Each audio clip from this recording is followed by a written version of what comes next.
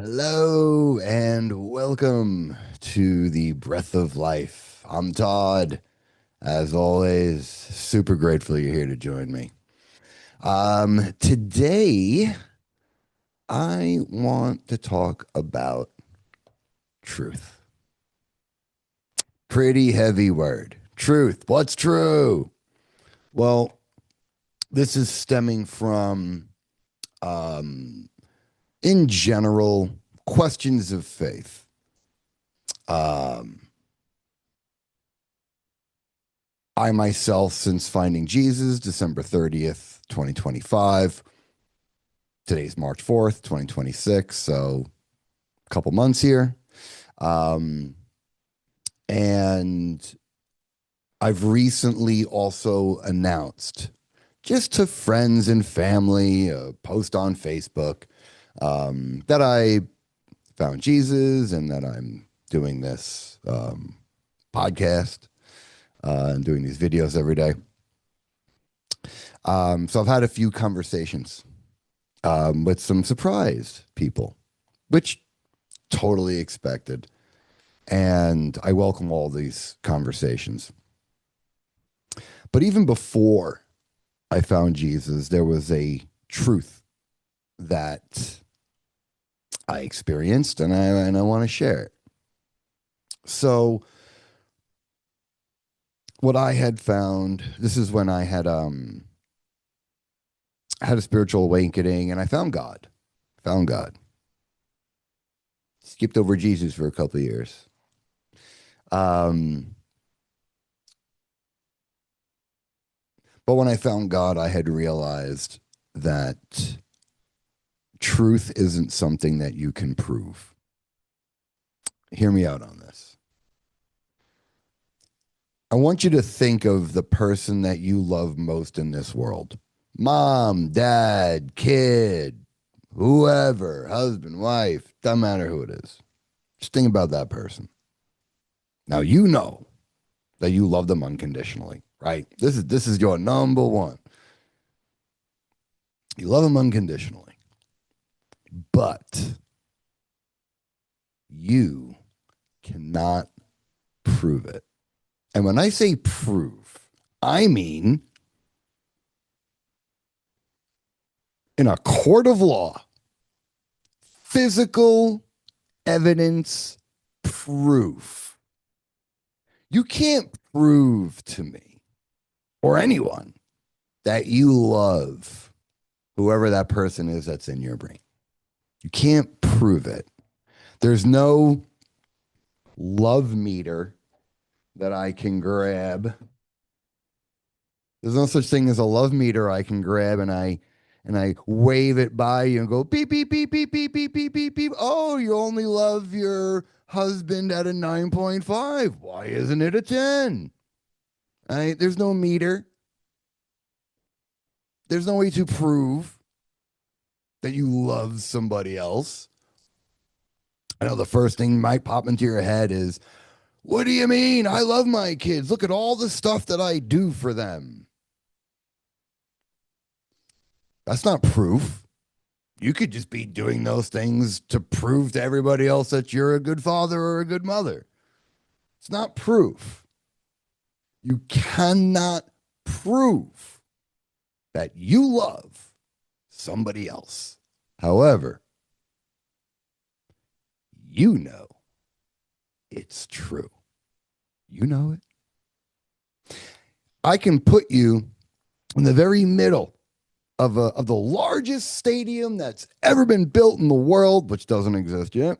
It could seat 1 million people. Your average stadium, 80,000 people. This is 1 million. And it's got seating all the way on the field, and there's a little stage in the middle, and you're on it. And all these people, they're all chanting at the exact same time. You don't love whoever this person is. I'm going to use the name Jack. You don't love Jack. The whole crowd, 1 million people. You don't love Jack. You don't love Jack. You don't love Jack. Big signs. You don't love Jack. Everyone's screaming. Is that going to make you doubt your love for your mother, your father, your brother, your sister, your husband, your wife, your kids, whoever? Is that going to make you stop? Is that going to make you think, I don't love that person? You got a million people saying, you don't love your mom. You don't love your dad. Does that make it not true? Because you can't prove it to them. But you know it's true. Your love is so unshakable for that person that they could do something horrible, be in jail, murder, horrible things, and you will still be there for them. You still love them. You hate the fact that this happened and they did what they did and whatever, but you love them unconditionally. You love them more than you love you. You allow the people in your life to make mistakes, and it's okay. They're human, right? We give grace to everyone else. It's okay. It's okay. It's okay that you messed up. You're a great person. I love you. Don't you know how awesome you are? What you've done for me. We give people this grace. It's okay. But we don't give ourselves the grace. Why isn't it okay for us? Don't we deserve to be scooped up, forgiven? Nah, not us. It's okay for everyone else to be a human, but not me.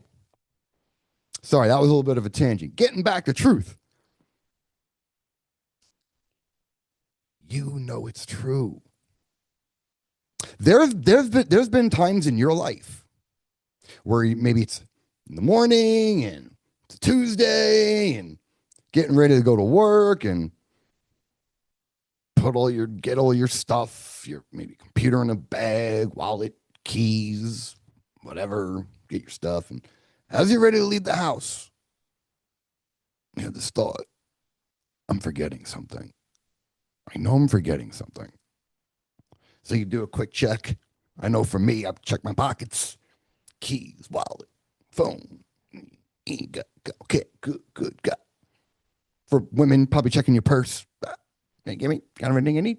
Get. And you're like, I know I'm forgetting something. I must be wrong. I must be. I've got everything. I've got to be wrong. Then you get to work, sit down, and realize, oh, I knew I was forgetting something. I knew it. And because it was just in a place like in my bathroom, was it in my vicinity right here, right by the front door, and wasn't in my quick eyesight. And, I got to get to work, thinking about work. I don't want to be late. So I'm not really even being present. I'm just like, gotta go. But I knew. But why didn't we stop, walk the place real quick, and say, what am I forgetting? The reason I'm not taking that step is because you don't trust yourself. How could you possibly know that you're forgetting something? How could you know that? There's no way. It's crazy that I'm have this feeling that I'm right about something, but I'm ignoring it because there's no way I can know. That's what we've been taught. If it's not provable, it ain't real. Well, you can't prove to me that you love the people you love most in your life. You can't prove it.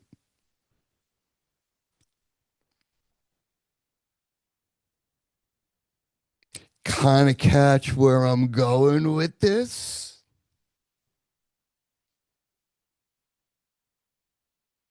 Can we prove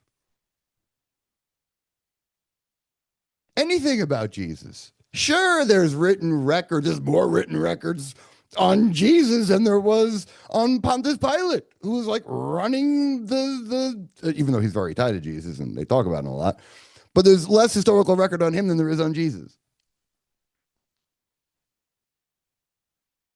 Can you prove it?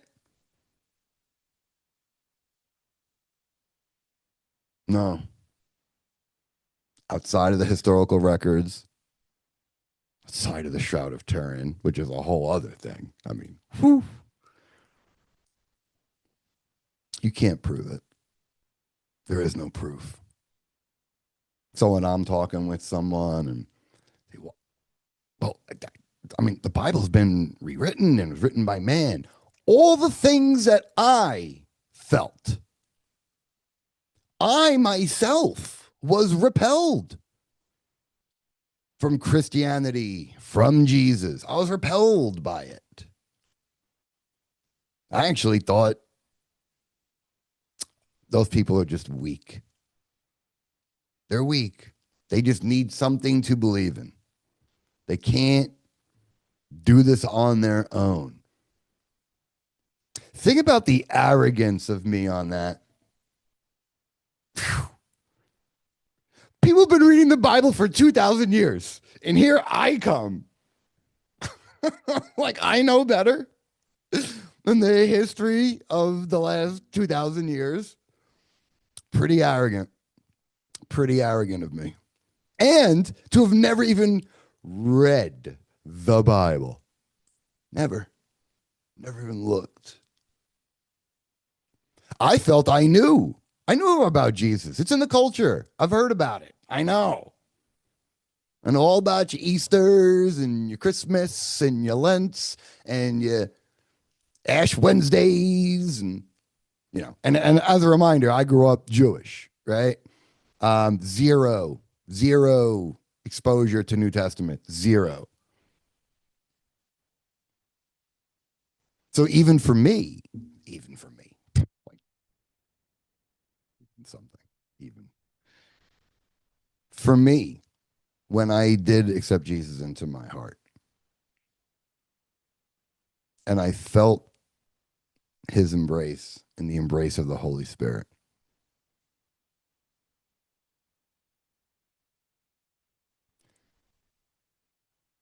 seeing prayers answered miraculously.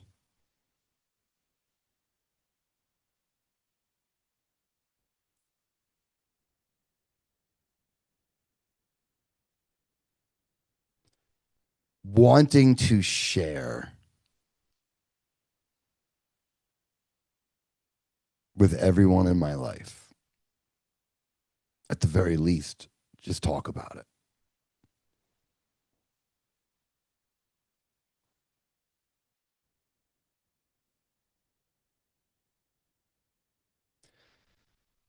Although I know I can't prove it to you. Although I know what's true.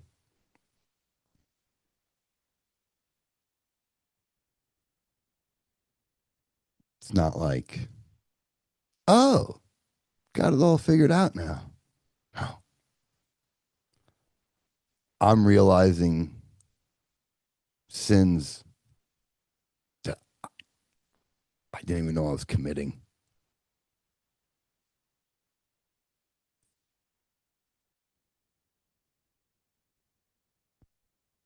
So if you're not a follower of Jesus, that's okay.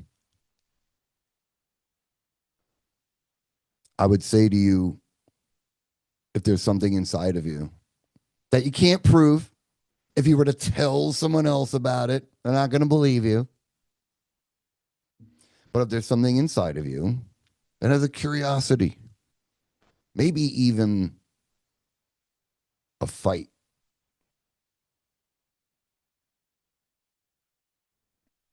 to stand by what you believe to know that this isn't true, I'd love to talk to you. It's not an argument. It's just about understanding me, how I got here, my journey, see where you're at and talk.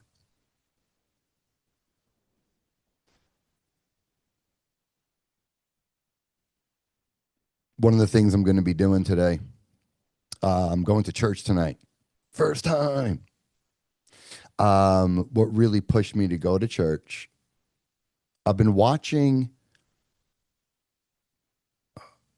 Philip Anthony Mitchell. I'm going to put a link in the description of this video. Whew. Greatest preacher I've ever seen. The dude's from New York. He's from Queens. Like the neighborhood right next to where I grew up in. And he's amazing. I'm going to put the link. You can check him out if you want. But getting back to the truth, if you're a non-believer, just you do believe that you love someone unconditionally. You believe that, but you can't prove it. If there's something inside of you that's curious, look. Pop on YouTube, type in, is Jesus real? And pick a video that feels good to you. Or type in whatever's in your heart, whatever's in your head. But just know that you're never going to prove this to anyone. The only proof is how you live your life. That's it. How you live your life. When people see how you live your life and the joy that you have and the love and light that shines within you, they'll come to you and ask, how do you do that? How are you so happy? I've seen you change. What happened? And it gets invited. You know, one of the things that I'm struggling with a little bit is, as a follower of Jesus, part of that vow is to preach, is to spread the word. I have found in my life that if I push a spiritual belief on someone who hasn't asked me for it, it tends to push them away. It doesn't tend to, it does. So a lesson that I had learned was I'm never going to offer anything that isn't asked, because then it just defeats the purpose. And then it just turns into my own ego. Oh, I know something that I think you need to know and it'll help you and da da da. So I've refrained. If someone asks, I'm an open book. I'll tell you everything. I don't hide anything. But that's something that I'm wondering. I mean, from what I understand, the way it's written in the Bible is no, you talk. You know what? I think I just figured it out right here, right now, while talking with you. By the way, I'm still not used to talking to a camera. It's weird for me. I like people. I like talking with people. I feel like I do so much better when I'm talking with people. When I'm talking to the camera, I don't know. I'm missing something. I watched some of my videos the other day. I was like, don't like it. But I'm doing this every day to conquer my own fears of putting something authentic for me out there without straining over it and painting over it and having to be perfect. And because it'll never be perfect. There's always something I want to change or something I want to add or change the way I said something. So this is just me doing these videos is huge for me. There's my own internal growth happening within it, and then there's just also the mission and just this is also rehearsing me to speak about these things. I mean, I used to give. I've trained over 650 people in my career, and I would do some trainings that were 2 weeks long. I'd be in front of a classroom, talking for 8 hours. I can talk. I got no problem talking, and I got a lot to say. But doing it in front of the camera, for some reason, there's like this disconnect. I do feel better today, though. And I prayed about it today. Before I hit start on the on this. I was praying. I knew I wanted to talk about the truth and that you can't prove it. I knew that was what I wanted to talk about, but prayed for the Holy Spirit to just work through me and let all of my words be the words that needed to be spoken at this time for some other time to someone to see this video and for that to then click for them. And I don't do this out of look what I'm doing. Yay, me. Absolutely not. It's the glory of God. I am blessed to have a mouth that can speak. And I've been blessed with unconditional love for other people. I'm not saying I don't judge. Judgment happens in my brain. I can't stop that. But I recognize it immediately and I stop. I'm doing this because I was called to do this. On December 30th, I was told, I need you to minister.